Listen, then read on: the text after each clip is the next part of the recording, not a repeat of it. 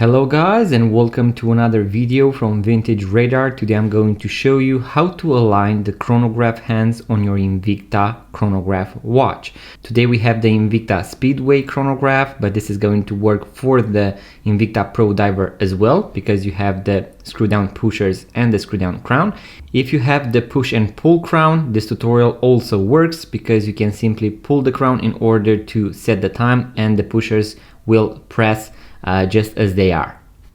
Now you might have a different configuration when it comes to the sub dials, also if you have a sub-second sub dial or not. As you can see, for this particular model, the seconds hand is going to be the big seconds hand of the watch, and then I can reset it. As you can see, it is going to perfectly align at 12 o'clock, as well as here I'm going to start the chronograph.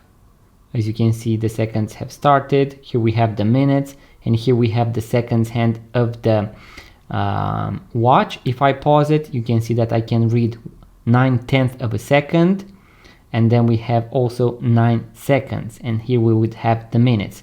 When I reset it, it should always point at 12 o'clock. So all the watch hands of the chronograph should point at 12 o'clock. In our case, as you can see, we have 3 sub dials. We have one for the seconds, here we have the subdial for the minutes, and here we have a subdial for military time. So up to 24, it is going to tell you whether you are AM or PM. We need to unscrew both the watch crown and the pushers. So I'm going to do that. In case you have the Pro Diver, you need to also do that. In case you have a push and pull crown, all you need to do is to pull the crown to the last position, just as I'm going to do as well. So just like that, to the last position. Now you can see that the watch hands are misaligned. When you start the chrono, pause it, and when you reset it, it is not going to go to 12 o'clock. In our case, 60 seconds and 60 minutes. So what we want to do is to pull the crown to the last position.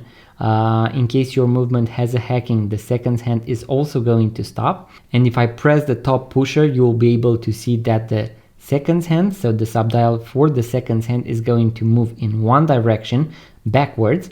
And if I push the bottom pusher, it is going to go in the opposite direction. Now we can also press and hold in order to speed scroll, so that is going to speed up in either of the two directions. So it is going to work both ways in order to move faster. Usually this misalignment is going to be due to magnetism, or in case you replace the watch battery and maybe the chronograph was working, or it moved a little while the battery replacement happened. Now as you can see, we have calibrated both of these subdials. So the cool thing about these types of chronographs is that you need to align first the minute hand, and then once you hit the 60 on the seconds hand, both of them are going to be aligned. Now if I push the crown all the way back in and I'm going to start the chronograph, you'll be able to see that I can pause it, resume, pause, and reset. And now you can see that after I have reset, it has gone perfectly to 12 o'clock. So guys, in case you have the 50 or 100 meters of water resistance, as I mentioned, you do not need to unscrew the pushers or the watch crown. You simply push and pull it. Now, in order to put everything back together, I'm going to push the crown in and rotate at the same time. So screw it back in, and also the pushers. So in case you want to go inside water with your watch, you need to do that.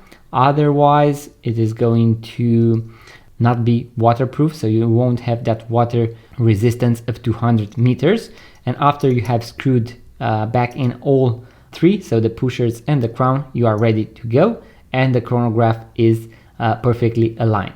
So guys, that was the quick tutorial that I had for you today. As I mentioned, you can have different variations when it comes to your dial, if you have the 1/10 of a second sub dial, and also how they are positioned on the dial.